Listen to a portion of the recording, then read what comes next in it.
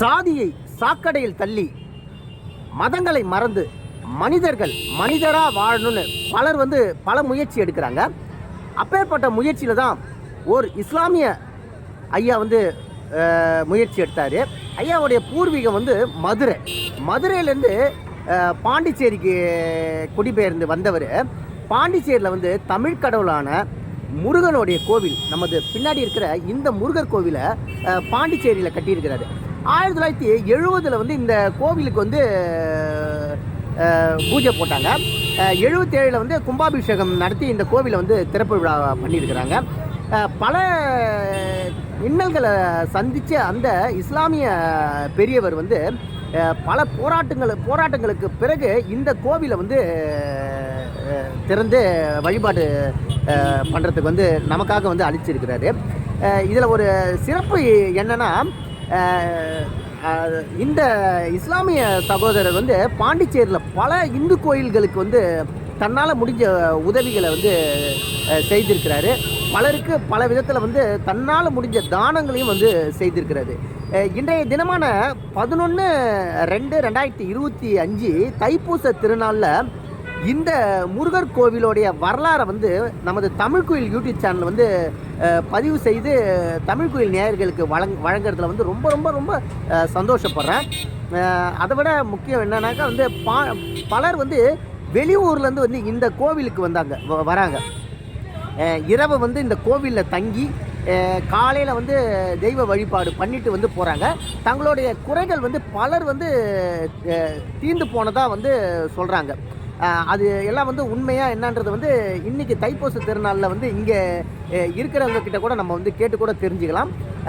நான் உங்கள் அன்பு தமிழன் ஆரா. நமது தமிழ் கோயில் யூடியூப் சேனலை சப்ஸ்கிரைப் செய்யாதவங்க தயவு செய்து சப்ஸ்கிரைப் செய்யுங்க. அப்போ தான் நான் போடுற காணொலி உங்களை சேரும். வாங்க இந்த காணொலியை தொடர்ந்து பார்க்கலாம். இந்த முருகன் கோவிலுக்கு நீங்கள் எப்படி வரணும்னா, புதுச்சேரி ரயில் நிலையத்திற்கு அப்படியே எதிர்க்க தான் இருக்குது இந்த முருகர் கோவில். அதை தெரியுது பாருங்கள், இதுதான் இந்த முருகர் கோவில்.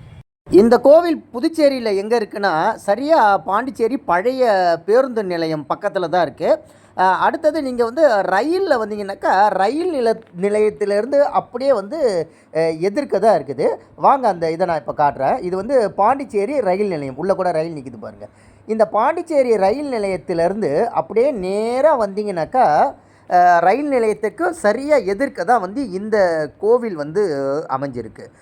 பாண்டிச்சேரியை பொறுத்த வரைக்கும் மத நல்லிணத்துக்கு ஒரு பெரிய எடுத்துக்காட்டான ஒரு ஊராக இருக்குதுன்னு வச்சிங்களேன். நம்ம ஏற்கனவே நிறைய கோவில்கள் சித்தர்களுடைய வரலாறுலாம் பாண்டிச்சேரியில் பார்த்துருப்போம். பாண்டிச்சேரி இது சித்தர்கள் பூமின்னுட்டு நம்ம சொல்லியிருப்போம். இப்போ இந்த கோவில் அமைஞ்சிற பகுதி பார்த்திங்கன்னா, இந்த தேவாலயம் பாண்டிச்சேரியில் கிறிஸ்தவ தேவாலயத்தில் மிக முக்கியமான தேவாலயம்னு வச்சிங்களேன். இந்த தேவாலயத்தில் பக்கத்தில் தான் இந்த கோவில். இது நிற்கிற ஜனங்கள் எல்லாமே அந்த கோவிலில் வழிபடுறதுக்காக தான் இங்கே நிற்கிறாங்க. அதாவது ஒரு லைன் முடிஞ்சு அடுத்த லைன் மறுபடியும் கோவிலேருந்தே இது பண்ணியிருக்கிறாங்க. இந்த லைன் நீட்டாச்சுன்னா நம்ம ரயில் நிலையத்தை தாண்டியே போகக்கூடிய ஒரு வரிசைன்னு வச்சுங்களேன். இப்போ இந்த வரிசை 2வது டர்ன் பண்ணி இதிலே நிறுத்தியிருக்கிறாங்க. இன்றைக்கி முருகனுக்கு உகர்ந்த நாள், அதாவது தைப்பூசம்னு வச்சுங்களேன். இந்த தமிழர்கள் திருநாளில் தை மாதம் ஒரு சிறப்பான மாதம். தை பிறந்தால் வழி பிறக்கும்னு சொல்லிட்டு தை மாதம் தமிழர்கள் திருநாளாக கொண்டாடுறாங்க. அது மாதிரி தைப்பூசத்தினால இங்கே கூட்டம் அதிகமாக அலைமோதுது. இந்த கோவிலுக்கு பேர் ஸ்ரீ கௌசிக பாலசுப்ரமணியர் திருக்கோவில். இந்த கோவிலுக்கு பேர் வச்சது சங்கராச்சாரியார் வச்சிருக்கிறாங்க. இந்த கோவிலை பற்றின பெருமைகளை கேட்டு தெரிஞ்சு காஞ்சி சங்கராச்சாரியார் இந்த கோவிலுக்கு பேர் வைத்தது இன்னமும் இந்த கோவிலுக்கு ஒரு பெருஞ்சிறப்புன்னு வச்சிங்களேன். இந்த கோவிலோடைய வரலாறு இப்போ பார்க்கறதுக்கு முன்னாடி இந்த கோவிலோடைய சுற்றுப்புறத்தை நம்ம அவசியமாக பார்க்கணும். விழாக்களை பொறுத்த வரைக்கும் அனைத்து பண்டிகை நாட்கள்லையும் இந்த கோவிலில் ஜனம் ஜேன்னு தான் இருக்கும். குறிப்பாக இரவு நேரம் நிறைய பேர் இந்த கோவிலில் தங்கிறத வழக்கமாக வச்சுருக்கிறாங்க. வெளியூர்லேருந்து நிறைய பேர் இந்த கோவிலோடைய பெருமைகள் சிறப்பு இதெல்லாம் தெரிஞ்சு வெளியூர்லேருந்து வரவங்க இந்த கோயில் அருகில் தங்குறாங்க. அது இல்லாத அறை எடுத்து தங்கி மறுநாள் காலையில் இந்த கோவிலில் வந்து தனது வேண்டுதலை வந்து தெய்வத்துக்கிட்ட முறையிட்டுட்டு போகிறது வந்து வழக்கமாக வச்சுருக்குறாங்க. இந்த மாதிரி வந்து தீபங்கள் ஏற்றி வழிபடுறது, வேண்டுதல் வந்து நிறைவேறின பிறகு வந்து இந்த மாதிரியான தெய்வ வழிபாடுகளை வந்து செய்கிறத வந்து ரொம்பவும் வாடிக்கையாகவே வச்சுருக்குறாங்க. குறிப்பாக பலரது வேண்டுதல் வந்து இந்த கோவிலில் சொன்னதுனால வந்து நிறைவேற்றி தந்ததா, முருகன் வந்து நிறைவேற்றி தந்ததா வந்து அவங்க வாயாலேயே சொல்கிறத கேள்விப்பட்டிருக்கோம். இதன் மூலிமா வந்து பலனடைஞ்ச பல பேர் வந்து தன் மனம் உருகி இந்த கோவிலில் வந்து தனது நன்றி கடனை செலுத்துறதையும் நம்ம வந்து நேரடியாக பார்த்துருக்குறோம்.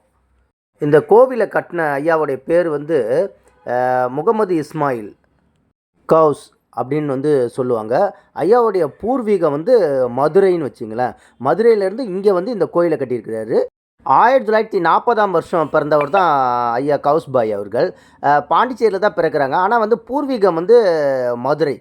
2 தலைமுறைகளுக்கு முன்பே வந்து அவங்களுடைய பூர்வீகத்தை சேர்ந்தவங்க வந்து இங்கே பாண்டிச்சேரியில் இருக்கிற இந்த கோவிலுக்கும் ஒரு 2 தெரு தள்ளி இருக்கிற வந்து எல்லையம்மன் கோவில் தெருவில் தான் வந்து கொடுத்தோன்னு இருந்தாங்கன்னு வச்சிங்களேன். அப்போ தான் அங்கே அதை சுற்றி இருக்கிற பகுதிகள் வந்து முஸ்லீம்கள் வாழக்கூடிய பகுதியாகவும் இருக்குது. இந்த பக்கம் கிறிஸ்தவர்கள் வாழக்கூடிய பகுதியாகவும் இருந்தது. சிறு வயசுலேருந்தே வந்து ஐயா வந்து கவுஸ்பாய் ஐயா வந்து முருகனை வழிபடுறதை வந்து ஒரு வாடிக்கையாகவே கொண்டிருந்தார். பக்கத்தில் இருக்க முருகர் கோவில், மற்ற இந்து கோவில், கிறிஸ்தவ தேவாலயங்கள், முஸ்லீம் கோவில், இப்படி மதங்கள் பற்றி எதுவுமே வந்து ஒரு இது இல்லாத வந்து ஒரு மனித தன்மையோடு வந்து சின்ன வயசுலேருந்தே வந்து அவங்க பெற்றோர்கள் வந்து ஐயா வந்து வளர்த்துருக்குறாங்க. அதனால் வந்து எல்லா தெய்வத்தையும் வந்து ஒன்றாவே பார்த்து ஒன்றாவே வணங்கக்கூடிய ஒரு ஆற்றல் வந்து சிறு வயதுலேருந்தே வந்து ஐயாவுக்கு இருந்திருக்கு. அப்படி வளர்ந்த ஐயா வந்து நிறைய பாண்டிச்சேரியில் இருக்கிற கோவில்களுக்கு தானங்கள் வந்து செய்திருக்காங்க. குறிப்பாக சொல்லணும்னா, இப்போ இந்த மாசி மக திருவிழா வந்து எப்போவுமே வந்து அந்த நாள்லேருந்தே வந்து பாண்டிச்சேரியில் வைத்திக்குப்பத்தில் நடக்கும். அப்போ வந்து இவர் வந்து நிறைய அந்த மாசி மகத்துக்கு வந்து நிறைய உதவிகள் செய்திருக்கிறாரு. இவருடைய அருணா கயிறு வந்து தங்க அருணா கயிறு இருக்குது. அதை விற்று வந்து இவர் வந்து முருகன் சிலை வாங்கி கடலோரத்தில் வச்சு வழிபட்ட ஒரு வரலாறும் வந்து இவருக்கு உண்டு. புதுச்சேரியில் இருக்கிற இந்த முருகன் கோவில் வந்து மத நல்லிணத்துக்கு ஒரு சிறந்த எடுத்துக்காட்டாக வந்து விளங்குது. அதுவும் இல்லாத வெளியூர்லேருந்து வெளிநாட்டிலேருந்து வந்து நிறைய பேர் இந்த கோவிலுக்கு வர்றது வந்து இந்த கோவிலுடைய ஒரு தனி சிறப்புன்னே சொல்லலாம். நான் முதல்ல சொன்ன மாதிரி 1970வது வருஷம் தான் வந்து இந்த கோவிலுக்கு வந்து அடிக்கல் நாட்டியிருக்கிறாங்க. அப்போ வந்து இந்த கோவிலுக்கு வந்து அடிக்கல் நாட்டும் போது வந்து பெரிய பிரச்சனைகளையும் வந்து ஐயா சந்திச்சிருக்கிறாரு கவுஸ்பாய். அப்போ வந்து இவருக்கு வந்து உறுதுணையாக இருந்தது வந்து அப்போதைய புதுச்சேரி கவர்னராக இருந்த பிடி ஜாட்டி அவர்கள். இவர் தான் வந்து ஐயா கவுஸ்பாய் அவர்கள். பிறகு இந்த கோவில் வந்து அடிக்கல் நாட்டி நான் முதல்ல சொன்ன மாதிரி 1977ஆம் ஆண்டு வந்து கும்பாபிஷேகம் வந்து மிகவும் சிறப்பாக வந்து நடைபெற்றது. அடுத்தது வந்து 2வது கும்பாபிஷேகம் வந்து 2002ஆம் வருடம் வந்து சிறப்பாக நடைபெற்றது. அதுக்கு பிறகு தான் வந்து ஐயா கவுஸ்பாய் 2003ல் வந்து காலமாகுறாங்க. பிறகு அவரது மகன் தான் வந்து கோவிலை வந்து நிர்வகித்து பார்த்துக்கிட்டு வந்தார். இந்த கோவிலை பொறுத்த வரைக்கும் ஒரு பெரிய தனி சிறப்பு என்னென்னா, சித்ரா பௌர்ணமி, வைகாசி பெருவிழா, கந்தசஷ்டி விழா, கார்த்திகை பெருவிழான்னு எந்த நேரமும் இந்த கோவிலில் வந்து ஜனங்க வந்து அதிகமாகவே காணப்படுவாங்க. நீங்களும் ஒரு முறை வந்து பாண்டிச்சேரிக்கு வந்தீங்கன்னா அவசியம் வந்து இந்த கோவிலுக்கு ஒரு தடவை வந்து வருகை தந்து உங்களுடைய மனக்குறைகளை வந்து முருகன்கிட்ட சொன்னால் கண்டிப்பாக நிறைவேற்றி வைப்பார்.